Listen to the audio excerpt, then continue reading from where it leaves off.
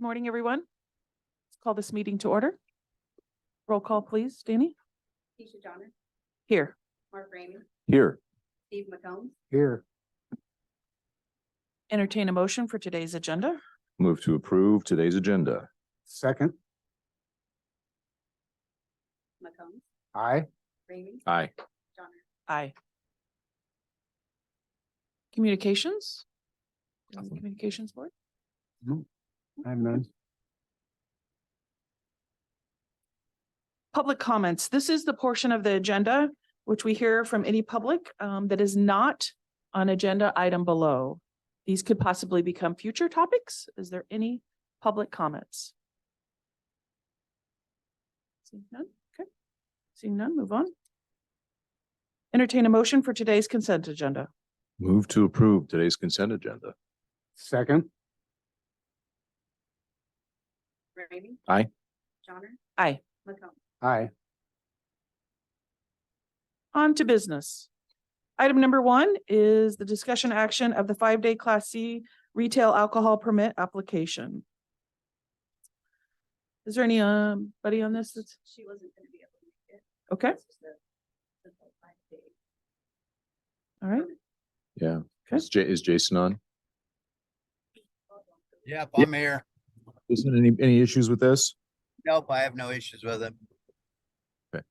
I'll move to approve. Second. Johnner. Aye. McCombs, Aye. Ramey, Aye. Item number 2 is ordinance 2023-7. This would be the second reading and waiving the third reading and approval of the authorization of the final publication and zoning map amended. Missy? Yes, so this is the 5.99 acres along 163 and 180th that is described as parcel B of the northeast quarter of the southeast quarter of 267719 is being presented to be rezoned from A1 agricultural to commercial ag for the expansion of Cole Van Gendron's commercial seed dealership, Pioneer Seed Company. And the proposed location gives him access to farmers in Marion, Jasper, and Mahaska County. No issues raised, Missy, at all? We have, so obviously, when we started out, we had a few questions, concerns, comments from neighbors that have all since been addressed. They've been sent 3 formal notifications. It's been published in the paper twice. On the website, I think in providing them with the site plan location document to know that their west view isn't going to be completely disrupted. Cole's done a great job, as you'll see in the next agenda item, with the site plan of strategically placing it behind the current substation that, so it's not going to block their view. That was one concern. I also know the other thing we'll discuss in the site plan is Cole's been more than willing to help pay for dust control, as part of the dust control on that part. Access, his main access is right there off of Highway 163. It's on 180th, but not backed by the housing. Okay.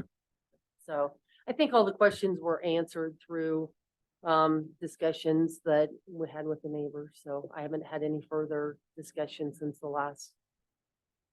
The people that had reached out to me, they have not reached out any further, so it sounds like their questions have been answered. So I appreciate that. Yeah. This board, do you have any other thoughts? No. No. Entertain a motion. I'll make a motion to approve ordinance 2023-7. Second. McCombs, Aye. Ramey, Aye. Johnner, Aye.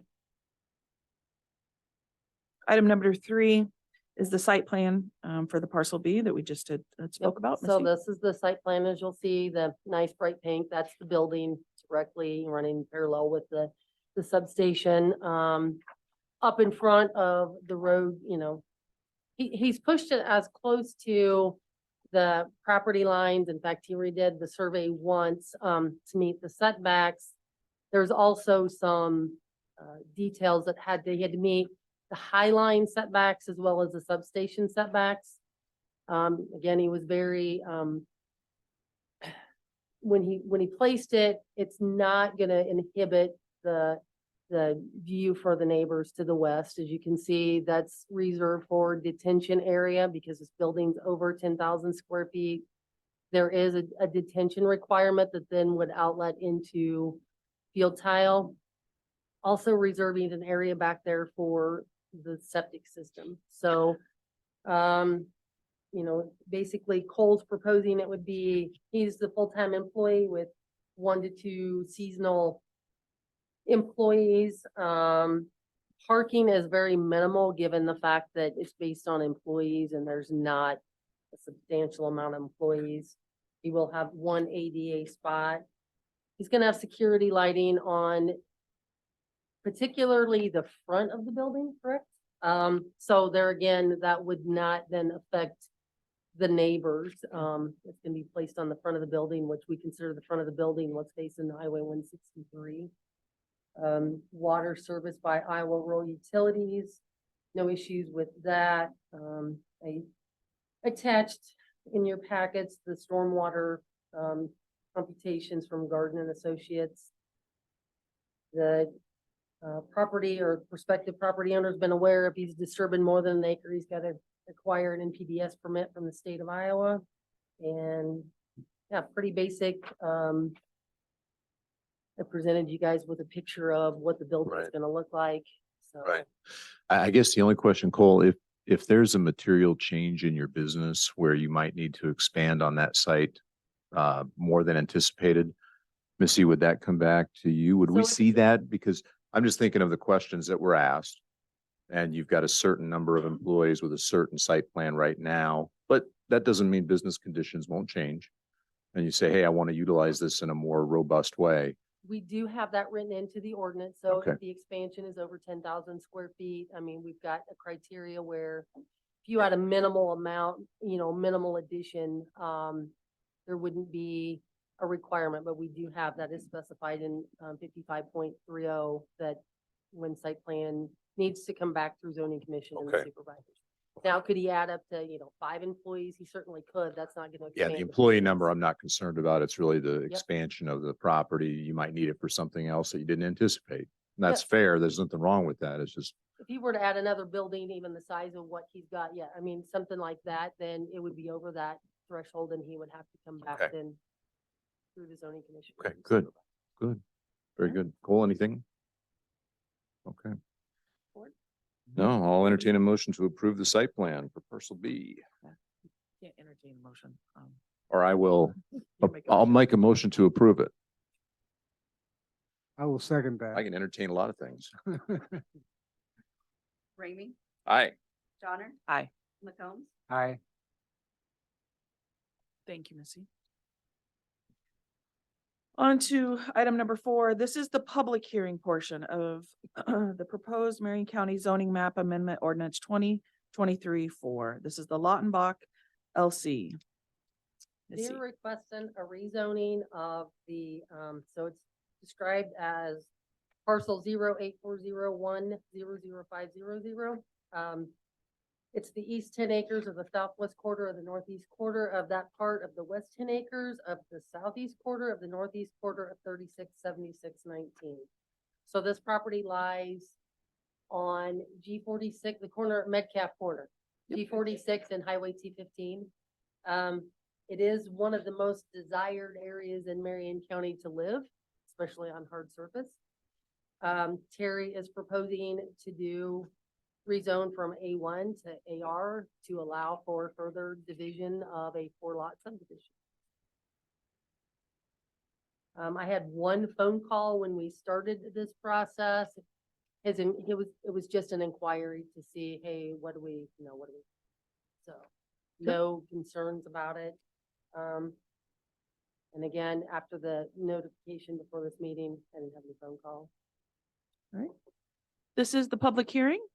There's comments from the public. Now is the time. Seeing anything online? No? All right. I'll entertain a motion to close the public hearing. So moved.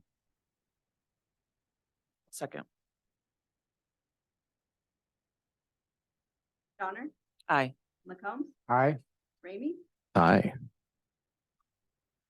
Item number 5 is the ordinance 2023-4, which would approve the first reading of the proposed Marion County map of the lot and block we just discussed. Board? Any questions for Missy? So I guess Yeah. I would add, and this will also be covering the subdivision, before this process was started, the first, given the location and given the traffic, the first, requirement they had to meet was to talk with Scott Skippers from the road department, get, approved accesses, which the access on T15 for 2 of the lots is an extra wide entrance. They share an entrance until they get back to the property line, and then they split at that point. On G46, they'll have 2 separate. There's not going to be any new entrances on T15, correct? There is 1 new entrance that they were allowed to put in, and it's shown in the picture that there is 1 extra wide entrance that was allowed. You can go back to the pictures. Okay. Steve, is that an issue? Pardon me? Is that an issue? It's Yep. Well, proximity. I- It's One entrance that was allowed to be it's already in installed. Okay, okay, it's already It's installed. already installed. Okay, all right. That was my question. There's not gonna be any more. No, no, other than- they're, what's there, I mean, they've already installed Yeah. them, they did I'm all ju- that yeah, before we I'm started. the sure process. Scott and Tyler's looked at it. I mean, I'm pretty sure the site distance is okay. I do have a question though for you, and this is maybe one between you and Tyler. Is it common that we go ahead and do the entry prior to the approval of the site? I mean, can you do that to a field entrance? I mean, even if it wasn't approved or if there was, What's the question? Can we put a, so, yeah. I mean, can you- anytime if the entrance is applied for and it meets our policy, they can put it in whenever they want. Okay, so if there was more than, like what Steve would asked when you're looking at a development here, Yeah, it would have to, I mean, what Tyler's saying is correct. I mean, an entrance is an entrance regardless of what the use of the property is, as long as it meets the qualifications. Because they're, Yeah. because they're two And if different, the- they're if two the different property- issues, right? Yeah, if the property Yeah. use changes or the subdivision changes, then that's really up on them. Okay. And Yeah. then- And then we would review it at that time again. Okay. Some people get the cart before the horse, Hmm. and there's an entrance that is a field entrance that they just put in a couple years ago, and now they want to change the use or do something different with that property or build a home. A residential entrance has different requirements than a field entrance, so. thank you Does for that the answer clarity. question? Yep. Not ideal. I mean, we'd like to limit the number of entrances on T15, but it meets our policy requirements. I guess to add to that, I mean, the danger of them adding it prior to the subdivision being approved is they may have added a somewhat expensive entrance that if it, for whatever reason, it wasn't approved, then again, that's getting the cart ahead of the horse, but that's the way it is. They added it already and All right. Very good. All right. I'll make a motion to approve 2023-4. Second, Jones, aye. Ramey, Aye. Johnner, Aye. On to item number 6. Excuse me. Ordinance 2023-4, which would be waiving the second and the third readings. You don't see any reason to delay. no, I did not have, like I said, I only had 1 through the process, and I actually think people were notified 3 times. This one got pulled off at one point. Notifications went out, and we didn't have all the proper paperwork from the legal paperwork to record the subdivision, so we pulled it back off. Again, there's a window. Once you guys approve it, they have 30 days to get it recorded, and so I never bring it forward to you until we have all of the documents need to be recorded in place. So we have all of those now. All right. I'll make a motion to approve 2023-4 to waive second and third reading. Second, Ramey. Aye. Johnner, Aye.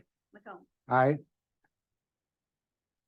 On to item number 7, which is resolution 2023-80. It's the approval of the final plat for the Corner View subdivision. Can you move forward to the subdivision? Can you move forward to the subdivision, please? There, okay. So as you can see, this is the layout of the subdivision.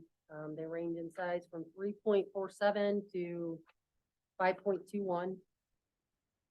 Meets all the minimum standards. The one comment that Cameron made as far as septic on lot 1 and 2, those are very flat lots, so there may be some additional requirements. They're large enough for a septic, but additional requirements that would deal with the drainage depending on the type of landscaping or whatever they do preparing for a house, depending on what they build. So that was the one additional comment that was made in the review process.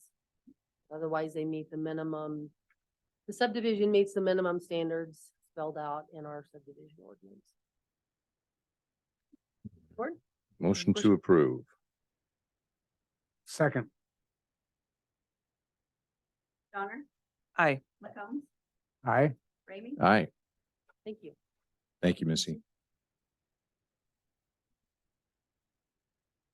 Number 8 is resolution 2023-78, which is the voluntary annexation of a portion of Washington Street to the city of Pella. Tyler.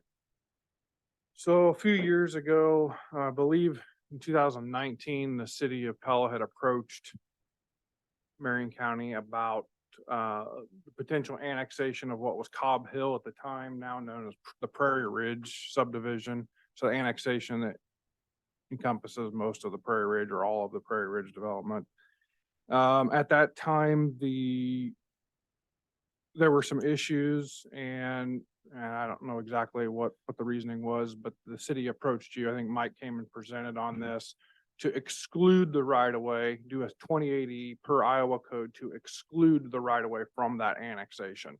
Typically, per Iowa code, when you annex 100% or the majority of the property adjacent to the right of way, you would take the half of the right of way unless you were annexing both sides, at which point you would take the entire width of the right of way.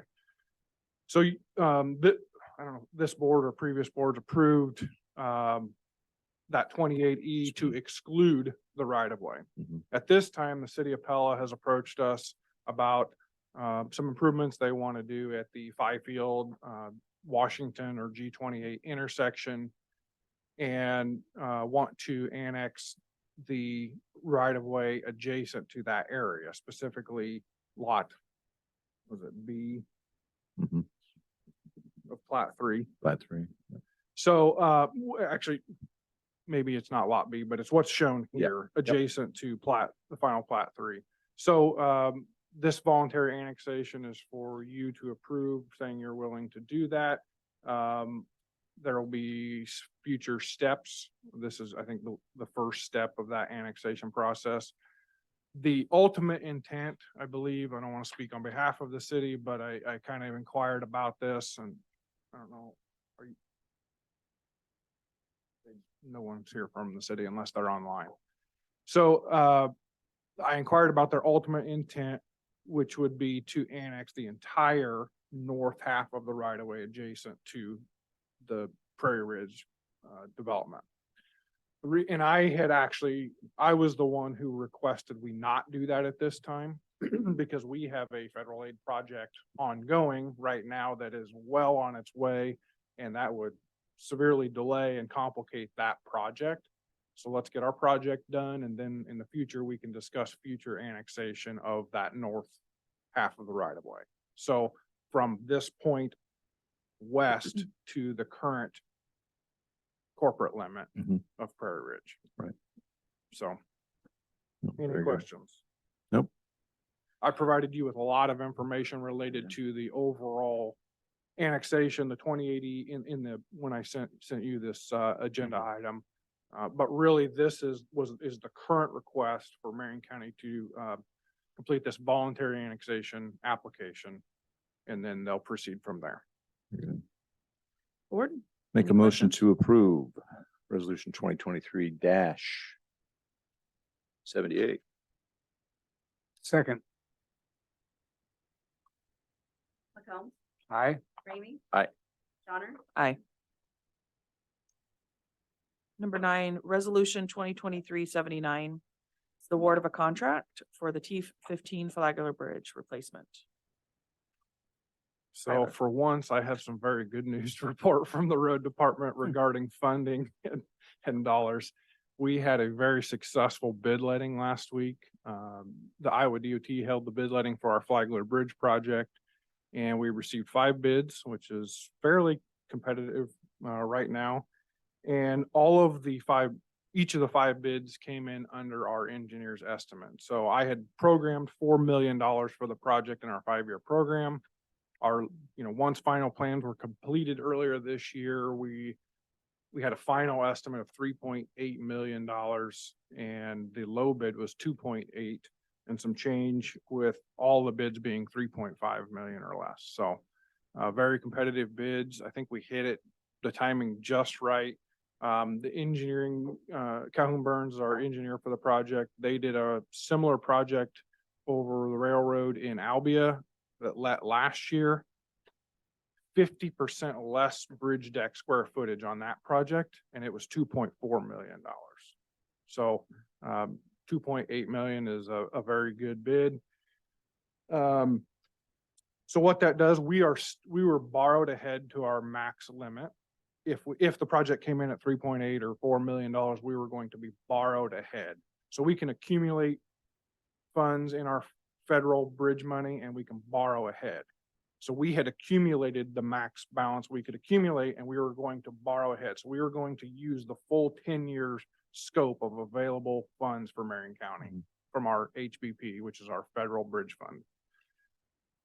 With this, we will still be borrowed ahead, but we will only be borrowed ahead about 2.5 years instead of 4.5 years. So we'll still be in debt to ourselves, to our funding source. But what it will allow us to do is do another bridge sooner in the future. So instead of waiting 3 years, we can maybe wait 1.5 years or 2 to let the next bridge. And because it's federal structured that way, Tyler, we're not penalized anything for borrowing ahead, are we? No, honestly, we're penalized for saving up. Okay. So Is we that were how at that the works? point where if we don't, Weird. if this project wasn't let before the end of September, we were going to get penalized in future years. So They were you- going to reduce our. So use it or borrow ahead or lose it. Yeah. Or get. They're, less. Yeah. Yeah, so it's the same way with our federal road funding too. So if you aren't using it, then they deem that you don't have a need, Okay. and so they penalize you. All right. Very good. Even though right now we're getting about $375,000 a year, and we're trying to fund bridges that are estimated at 3.8 million. Yeah. Got it. Hey, Thank Tyler, you. I got a question. So it looks like when reading this documentation, November 15th through April 1st, is that when this is going to be done? Or am I reading that wrong? In the contract, Yeah. doesn't necessarily mean when it's going to be done. Okay. There's a late start date in there. Yep. But what's the We time don't frame of know. when we don't? Okay. I allowed, and hopefully this is a contributor to the reason we got low bids. We allowed free winter work. So basically what that means is the DOT has established dates. If they start within those winter dates, they don't get charged working days. DOT contracts are a working day contract. So they have a late start date and then a certain number of working days to complete the project. And we allowed that because hopefully there were really long lead times for precast concrete beams, which is what this bridge is. So we thought with our letting date, likely they wouldn't get started right away this fall. So maybe we could allow free winter work to start the project in January, February, because there's a lot of bridge demo out there that has to take place and a lot of substructure excavation and work, coring into bedrock and whatnot. All that can be done in the winter before it's time to start pouring concrete. Come late February and March, when temperatures start warming up, we could be pouring concrete. So it's gonna be a long closure regardless. And the coordination with the railroad. And the coordination with the railroad, and by also allowing the project to have free winter work, we may have less overlap with the Iowa DOT's projects. So our detour route for this project is Old Highway 92 to T17. The Iowa DOT is going to do a bridge deck overlay, closing the road on old 92 over new 92. Then our detour would go to new 92. New 92 has a mill and overlay project scheduled from Tracy to the 4-lane outside of Knoxville next year also. So by moving our project up in the year, hopefully we won't have as much conflict and overlap with those projects. So low bidder was Iowa Bridge and Culvert out of Washington, Iowa. We, as Marion County, have worked with them in the past. I worked with them personally in the past. Jay's worked with them. Scott, our construction inspector, has worked with them in the past when he was at Mahaska County. Obviously never on a bridge of this scale. However, I was just recently at a conference up in Cedar Rapids, and we went on a county bridge tour and road tour to look at different rural road projects and bridge projects. Iowa Bridge and Culvert was the contractor on what they call the Mahaffey Bridge over the Iowa River or Coralville Reservoir outside of Solon. And that was one of 3 bridges of that type of construction at the time. So they are, and that was a 500 and some foot long bridge. They are more than capable of completing this project, and we're very happy to get them. So I recommend approval of this or award of this contract. Tyler, I still have a question. I'm lost. I just need some clarification.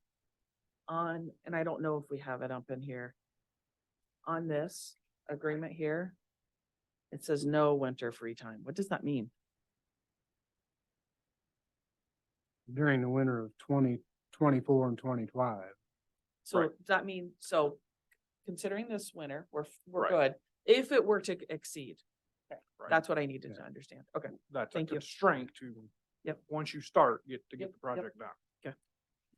Thank you for that clarity. It caught me off guard when you Yep. said that and then it said this, so. All right. I have no further questions. Very Well, good. Tyler, I'm pleasantly surprised. Yeah, me too. I think our consultant was very surprised also because bid lettings just a few months ago were not trending in this direction for this type of construction. Yeah, finally some good news. Yeah, it's a complicated project for a few reasons. The span lengths, it's a 2-span bridge with a 145-foot beam. So that's a very large precast beam, non-standard. And also the center pier, we went with the 2-span to stay out of the right of way out of the railroad right of way with all of our substructure.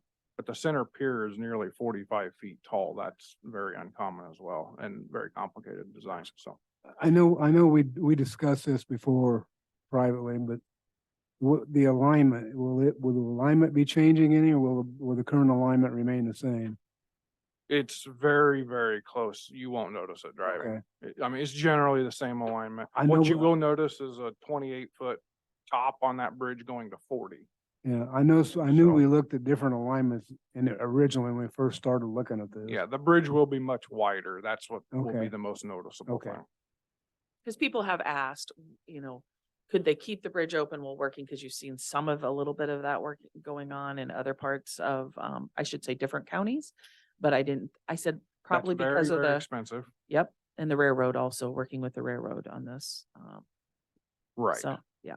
And what that would do it drags out the overall project duration, and we're getting charged every day by the railroad Okay. that we're there. Yeah. And we have nearly a $250,000 bill coming from the railroad for design review and flaggers and inspections during construction. Very good. I'll make a motion to approve this resolution. A second. Ramey? Aye. Johnner? Aye. McCombs? Thank you. Thanks, Tyler. Thanks, Tyler. Item number 10, Board of Supervisor updates. Mr. McCombs? I have none. Nope, none for me. I have an impact meeting. Other than that, that's all for my updates. On to item number 11. This is our IT department, the director position, and the interviews. We will be doing the interviews, and we were going to be doing them one at a time. And what we would like to do is, I went with alphabetical order by last name. So Mr. Bennett, you are first. Yes, if you could, please. And please let us know if you would like us, if it's Randall or Randy or, I go Mr. by Randy, so. do you? Okay, all right. And you may need to pull down the Yeah, I'm mic a little bit. shorter. All right. Thank you, Randy. I appreciate it. Appreciate you taking the time.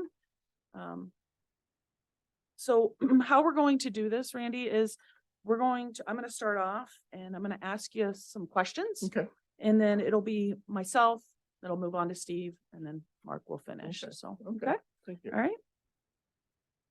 Introductions. Could you tell us a little bit about your work background and then give us I'm going to read the full question and then you can tell us a little bit about your work background and then give us a description of how you think it relates to our current opening. Okay. My background, I was in the military for 23 years. I was National Guard.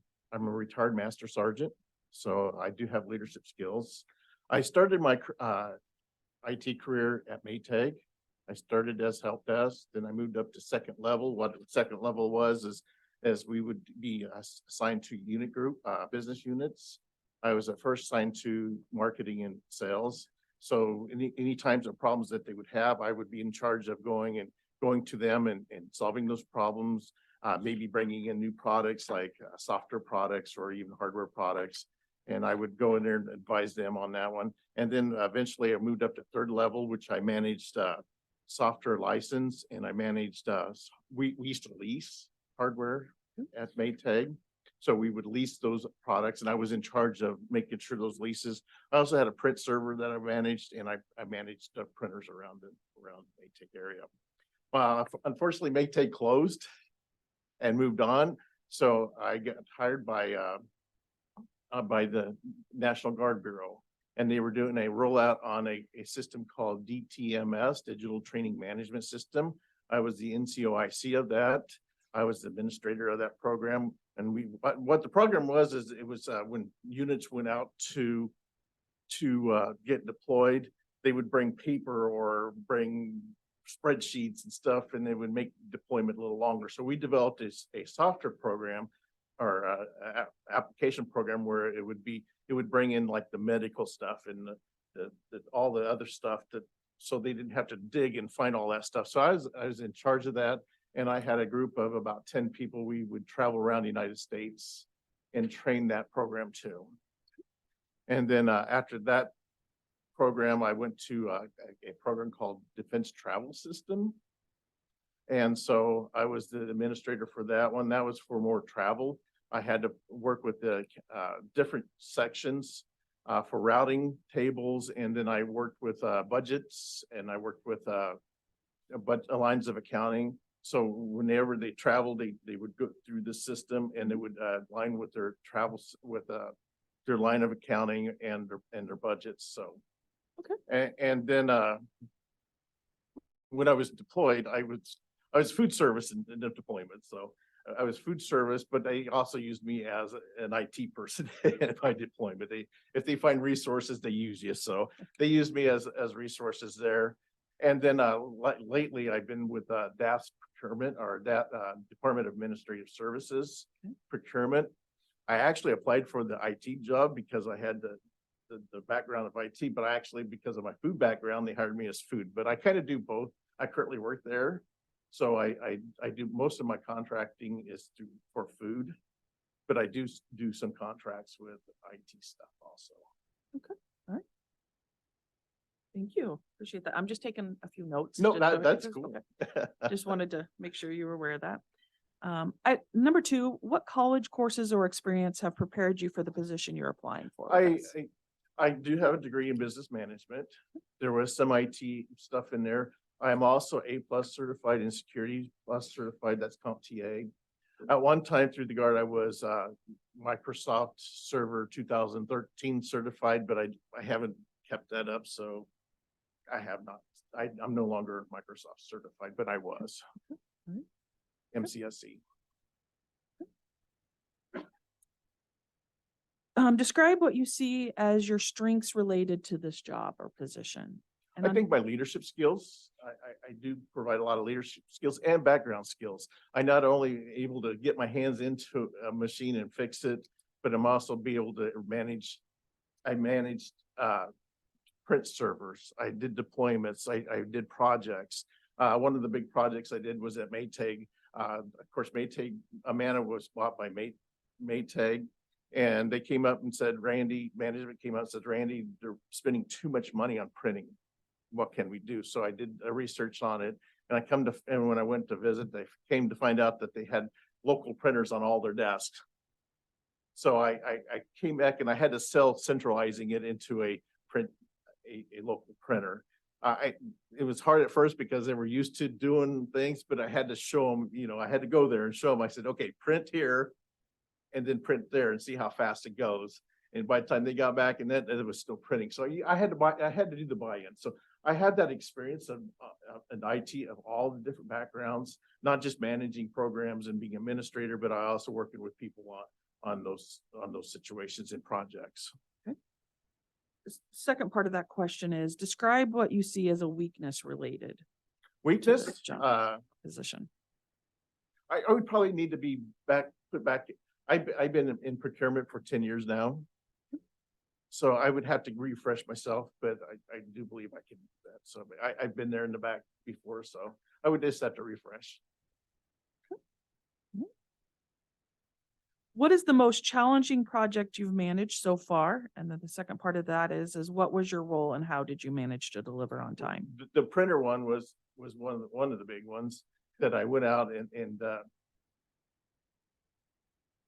I was in charge of going to their, I worked with a vendor also because we did it out for bid and we had a provider to provide the all-in-one machines. So I had to work with a vendor and the project and so it was a lot of selling because we had a lot of engineers there that just didn't want to change. So I had to sell that. Another big project, I've done a lot of different projects. In procurement, I did a project for the fish tanks at Rathburn. It was the hatchery for, I know it's not IT, but it was a big project. I did the bids and did the project for the walleye tanks at Rathburn. If you go there at Rathburn and see them, I did the bid. So that's pretty okay. cool. And I did the project on it. I'm in charge again of food projects too. I sell over $10 million worth of food to different facilities, DHS facilities and DOC facilities. So I'm pretty much run that program pretty much by myself and for the state. DTS, when the National Guard Bureau came into the states and said, hey, you got to start doing this. The comptroller for the National Guard came to me and said, okay, I want you to give me a game plan and how you're going to deploy it. And so I had to put a plan together on how to create lines of accounting, routings for the different steps through the process. And then I had to get their lines of accounting to install it for the budgets. So I had to work with them on budgets and lines of accounting. Also, I had to go around to the different armories around the state and train them on that program too. So,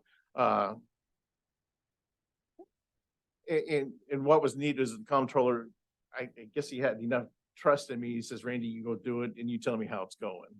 So that was really a neat experience. So. Okay, great. Appreciate that. How do you build relationships with your peers in the workplace? I look at it, you hear me say I was a master sergeant. So you're thinking, oh here's the guy that's going to be, I believe in teamwork. I've always believed in teamwork. I'm also an ordained pastor at the First Square Church here in Knoxville, Iowa. So I believe in teamwork. So I mean, I let people do their job and let them do their job. And if there's an issue, come to me. If you have an issue, we will solve it together. One of the tools I use a lot in some of my other experiences it's called an AAR. It's an after action review. You go back, you sit with your people, say what went right, what went wrong, what can we do to improve it? And I think that kind of brings that back into as more of a team project instead of just me trying to run the show. All right. I'm going to switch it over to Steve. Hi, Hello, Randy, Steve. I'm Steve. Nice to meet you. Tell me of a situation where you had to adapt to unexpected changes of events. That's IT. Now, what was your reaction and how do you adjust? One of the things I would do is just look back and find out where the core of the problem happened. Again, like after action reviews, if you go to the people that are on the front line and you start asking questions and seeing what's going on, what went right, a lot of times you can solve those problems. Okay. What do you believe the risks to IT systems that you see coming? Risk of IT systems. I know everybody's talking about artificial intelligence, but IT just keeps moving and moving faster. And I know it's integrating with the older stuff, with the newer stuff. A lot of times people hold on to the older stuff and are afraid to move to the new stuff. And again, that's where you have to do the buy-in again too. So just how fast IT's moving forward. Okay. Right now in my department, we're moving on from, I don't know if you know SiteQuest and VSS that the state uses for financials. No, you don't, okay. We're going to a system called Impacts. It's more, it's pretty cool, really. It gives you a lot of options, but sometimes when you got a lot of options, it scares people. What's the material change between those two systems? Material changes, it's more server based, and this one was more it's more internet based. It's Okay, got an so internet- it's a cloud-based system. It's a versus- cloud-based okay, system, got it, yes. Got it. Tell me about the strongest criticism that you've received from your most recent boss and how did you react to the feedback, Recent criticism. if any? I can't think of any at this point, but Okay. How would you ensure countywide compliance to IT protocols? one thing, I think you have to go out there and visit and let them know why a lot of people are against compliances if you don't sell it to them. If you sell it to them and you give a reason why the compliances are there, it's education, it's communication. If you let them know why, a lot of times they don't even know why. So if you give them the reasons and give them the education on it, I think you can win the buy-in on it. Okay, thank you. Oh, thank you. Turn it over to Mark. Very good. So in your most recent job, Mhm. how would your fellow employees describe you? I think they would describe me as a team player. Okay. As a team player. Team player? Mhm. Okay. You know, in IT, there's a lot of different compliance issues. Steve just alluded to that in one of his questions. What's the current state of HIPAA compliance within the IT world? That's something we get a lot of questions on here in Marion County. I'm sorry. What's the current state of HIPAA compliance HIPAA compliance. as it pertains to IT? Yeah, but that's definitely well, it was just like when I worked with DTMS. It gave enough information of just telling people enough information if they're qualified to go, but you can't get enough HIPAA. You can't give the HIPAA information. It was just enough to say, hey, you're qualified to go. So we'd have to be really careful on the HIPAA stuff, database security. Okay, all right. How would you secure for that? How would I secure? Yeah. So you said database security pertains to HIPAA. How would you build security protocols around HIPAA? I build security through there are some security software out there, or you have to make sure you don't give your security to that database, only limited security to it. All right, very good. And then you could put firewalls in front of it so that it kind of blocks that security too. All right, very good. Thank you. So describe a situation where you had to explain technical details to non-technical people like us. Okay. Well, that's where my experience at Maytag helped me, because I was working in units, and at that time we were working with VPN stuff. it was salespeople. Sometimes those are the worst too. You get to salespeople, and so what I had to do is I had to go at Maytag. I traveled to those different locations and sit down with them and showed them how to do the different, how to dial in. At that time we used fobs where you had the number that went across. You had to put your number in, and if you were too late, you had to do it all over again. Mhm. So, at that time, we had an intranet, so they were dialing in, going into the internet where they could get their sales reports and enter their sales reports. So we had to work with them to show them how to use those sales reports, first of all, how to dial in. That was the tough one. And then once they got in, then how to use the different reports that were out there on the intranet. So I worked a lot with that. I've had people, I don't know if you remember back in the good old days where they had dongles that you stuck in your laptops. Oh, I remember. And I Yeah. would walk down there and say, I'd get a call saying, it just doesn't work. Mhm. And I walk down there and it's upside down, halfway out, and it's like, patience, Randy, this is how it goes. You plug it in here, and you plug it in here. That'd So be me, Mark. it-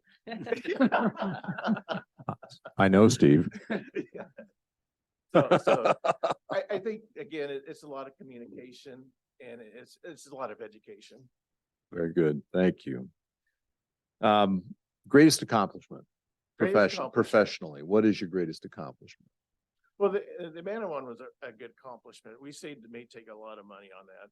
And actually, when they bought them out, Whirlpool asked me to go to Benton Harbor to share what I did. So that was kind of neat. DTS was Defense Travel System was a pretty big accomplishment because I had to do that across the state. I had to not only train, I had to put it together. So I put together the routing systems, how the different commands wanted the routing system to go for approvals.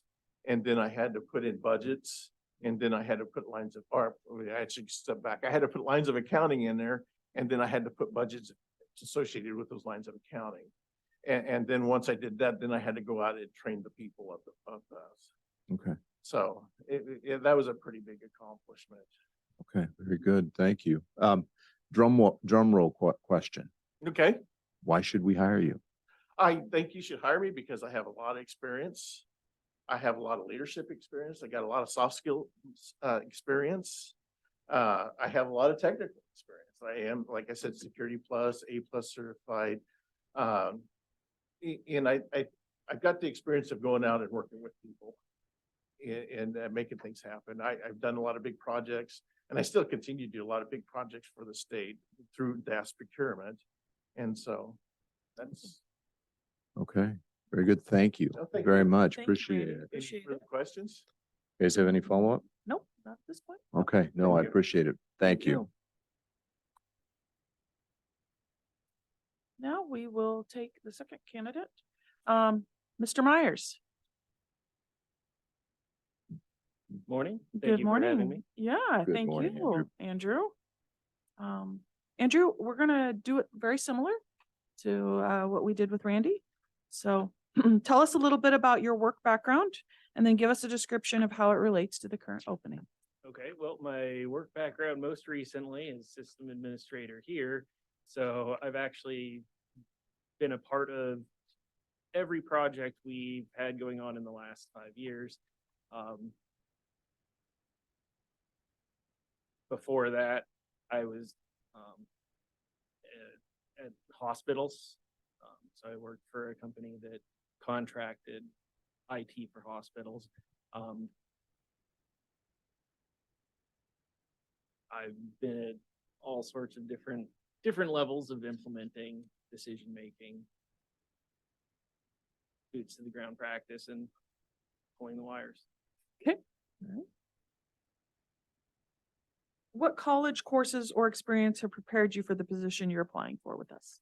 I went back to school several years ago for networks and security. Have a Network Plus certification, ESI alarm installer. But most recently, it's just been keeping current on particularly 365. No actual certification on that. it wasn't germane. Describe what you see as your strengths related to this job. And then there'll be a second part. Well,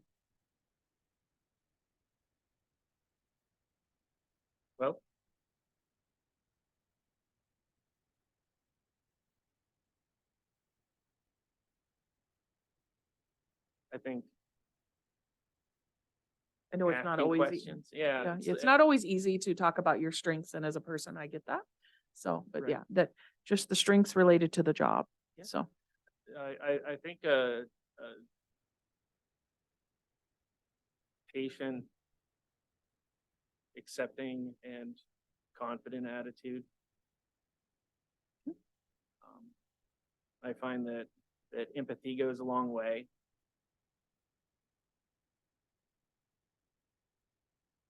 all right. Describe what you see as your weakness related to this job.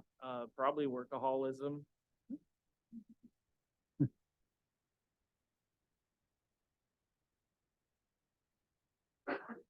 On more than one occasion, I've had a lieutenant ask, "Do you sleep?" All right. What's the most challenging project you've managed so far? And what was your role and how did you manage to deliver on time? We're probably going to touch on this one a couple times because the multi-factor implementation, Sure. there are still pieces going into place as more things actually tie into it between that and SAML. I was involved in the vetting. We were comparing different products, so landing on what we ultimately chose.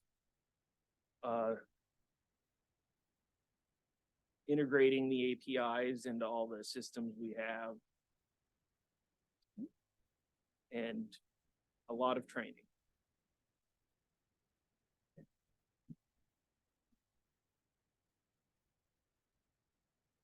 Andrew, how do you build relationships with your peers in the workplace? I'd say one at a time. One at a time? All right, I'll turn it over to Steve. Hi, Andrew. Thank you. Tell me of a situation where you had to adapt to unexpected changes of events. Well, we all remember COVID, right? We all remember shutdown. We had a lot of moving parts, a lot of moving departments on top of the courthouse move itself. We had to come up with solutions for things that we already have a couple things in place to get people to work remotely, but we don't have enough of it. We managed to procure equipment from, thank you, the auditor's office and various other hardware. The previous director purchased more licenses for our VPN for remote connectivity. Okay. And yeah, Yeah, I remember that one. What do you believe the risks to IT systems that you see coming? there is going, we're going to see a lot of things.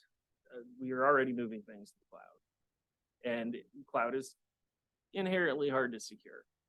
We're probably going to end up moving, like, our local data stores are eventually going to end up on the cloud too, probably. Securing that is important. We're going to be at some point mostly cloud for that. The kind of point to this.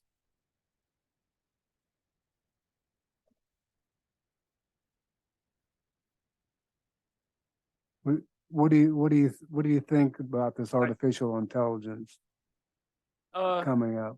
I think it's a bit of a straw man. It's incredibly useful. It's just a hot topic right now. That said, we need better constraints as far as data loss prevention, which is probably going to be the next big. Okay, thank you. Tell me about the strongest criticism that you've received from your most recent boss, if any. I don't know that I got any recent criticism from Andrew. Okay. How would you ensure countywide compliance to IT protocols?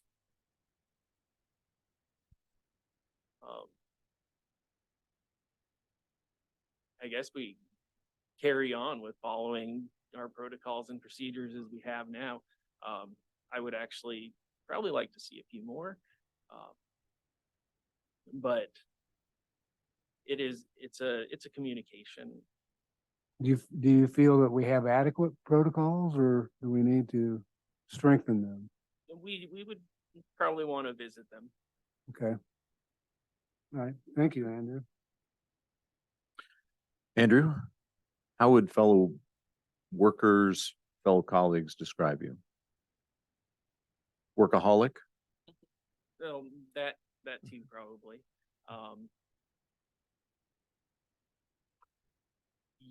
Often calm, Okay. patient.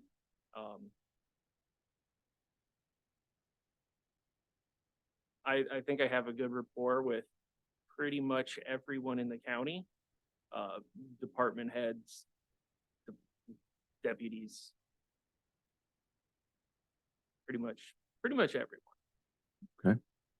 As far as the same question that we asked previously, but we get a lot of HIPAA compliance types of issues. Mhm. What's the current state of that? How does that pertain to our systems? What are solutions moving forward to continue to protect against HIPAA violations? Well, we're in a good standing right now as far as like compliance for like data at rest, and data in transit, the usual technical things. The internal audits would be a place to probably touch on. That requires dedicated staff, dedicated security staff. The way it's worked out in years past is I've worked that stuff in to my role on top of system administration and general help desk. But we would be much better. We'd be in a better position if someone was dedicated to that full time. Okay, interesting. What about just not FOIA? We get FOIA requests too. I guess that's less of a security issue, but responsiveness to that. Mhm. How would we? I mean, that takes an incredible amount of time. Mhm. Just we know that practically, but how do we do that? How do we address those issues? Well, I think we kind of have a procedure in place. I think we're required to deliver at least a response within 10 days. I think the scope of the response is kind of,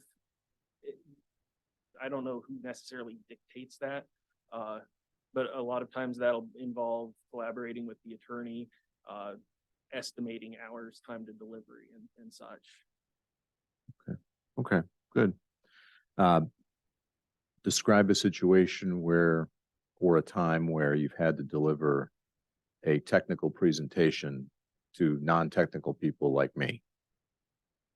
Okay. Steve knows all this stuff, so I'm not gonna leave Steve out of this.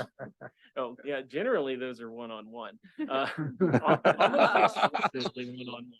Extra tutoring, that's what I heard. Probably largest single group I had together was for Duo and describing just how to use it. Just the walkthrough of we're gonna all enroll at the same time. We're gonna all train on how to use this thing at the same time. So I did that all at Public Health. So, 35 people at the time. And then I probably bit off more than I could chew when I threw in another thing we use on top of that. So. Okay. Up to date, what's your greatest accomplishment professionally?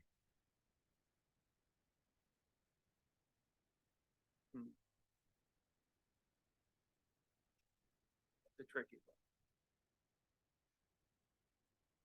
It's usually the small wins. Hmm. It's the accumulation of all the small wins, the little integrations of SAML into an API for just one little off system. We have so many different small systems that we have to try to support and secure. So what does that do? What does that do? What it Well- does is it allows us to use one method of authentication, your email account, to secure the rest of your transactions in this other third party. It's a step towards single sign-on without quite being single sign-on.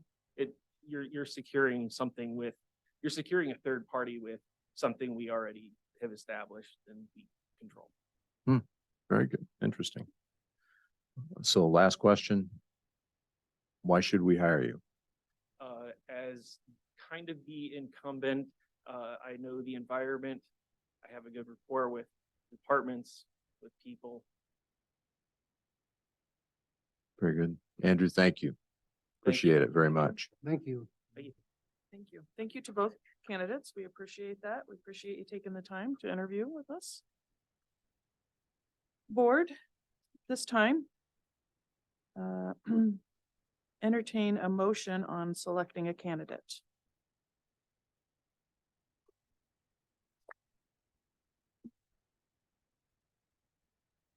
So moved. Second.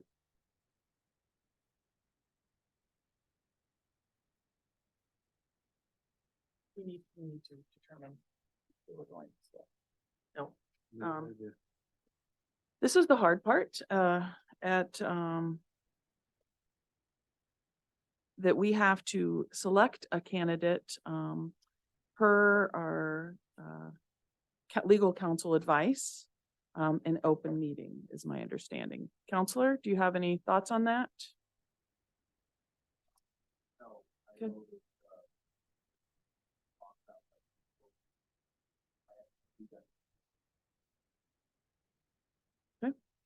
Lisa, HR director? Do we have to, is that your understanding from outside counsel from? Yep, my understanding is that you would have your discussion in open session and then choose your candidate in an open session, whether you do that today, you call another session, that's Do a up to special- you. Sure. But your decision does need to be made in open session. And what is the footnote on the agenda for? The footnote would be once you name your candidate, then we would go into an exempt session to discuss the offer. Salary. That's about as convoluted as it can be I know. and It- silly. It's per the Iowa code. It's, Yeah, well, we're gonna regroup on that one. That's, Yeah. yeah. I mean, I don't have any problem having an open discussion on the merits of each candidate, but in order to then come to an offer position and go into the session on offer after so the exempt session is, remember, big picture. So you, in an open session, you need to discuss who you want the candidate to be and make that motion.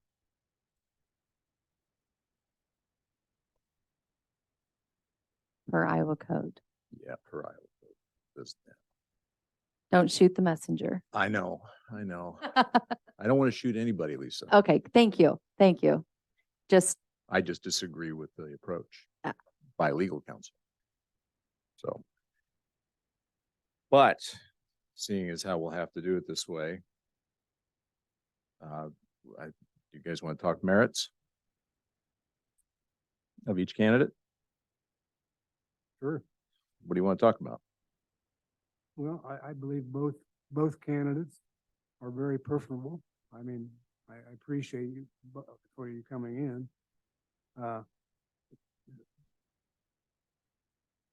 Is it safe to speak my opinion? Well, I think we have to go off what the questions we asked. Right. and- You can give your Yeah, opinion, Steve. yeah. Huh? You can give your opinion. Making sure with counsel. Well, but if if we're doing this, if we're required to do this in open session, we have to be able to freely give our opinions on each of the candidates, correct, Jared? Okay, So, yeah, it's generally off the scoring and what you, how Yeah. you scored. well, I am going off my scoring and I appreciate both of you for coming. But, and I think that you are a viable candidate, Randy. But I have to go with my gut and my scoring and my vote would be for Andrew Myers because just of the experience that he's already has in the department.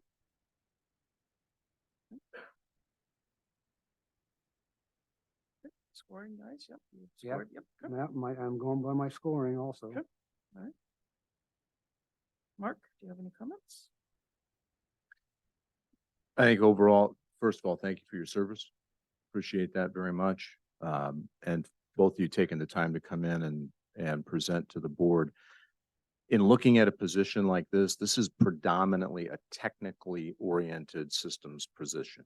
Okay, the leadership aspect or what I'll call the big picture items of budget and budgeting and those things. It's a small department.